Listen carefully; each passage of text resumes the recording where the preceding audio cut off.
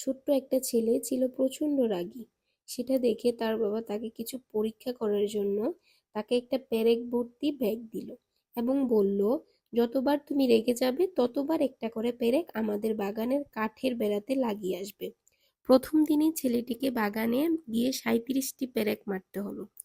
পরের কয়েক সপ্তাহে ছেলেটি তার রাগকে কিছুটা নিয়ন্ত্রণে আনতে পারে, তাই প্রতিদিন কাঠে নতুন পেরেকের সংখ্যাও ধীরে ধীরে কমে এলো। সে বুঝতে পারল হাতুড়ি দিয়ে কাঠ বেড়ায় পেরেক বসানোর চেয়ে তার রাগকে নিয়ন্ত্রণ করা অনেক বেশি সহজ। শেষ পর্যন্ত সেই দিনটি এলো যেদিন তাকে একটি পেরেকও মারতে হলো না, এবং সে তার বাবাকে এই কথাটা জানালো।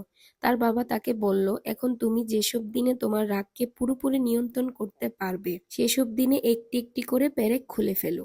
অনেক দিন চলে গেল এবং ছেলেটি একদিন তার বাবাকে জানালো যে সব পেরেকই সে খুলে ফেলতে সক্ষম হয়েছে। তার বাবা এবার তাকে নিয়ে বাগানে গেল এবং কাঠের বেড়াটি দেখিয়ে বলল, তুমি যখন ভালোভাবে তোমার কাজ সম্পন্ন করেছো, এখন তুমি তোমার রাগকে নিয়ন্ত্রণ করতে পারো, কিন্তু দেখো প্রতিটা কাঠ পেরেকের গর্তগুলো এখনো রয়ে গিয়েছে। কাঠের বেড়াটি কখনো আগের অবস্থায় ফিরে যাবে না। ঠিক যখন তুমি কাউকে রেগে গিয়ে কিছু বলো, তখন তার মনে ঠিক এমনভাবেই আঁচড় পড়ে যায়।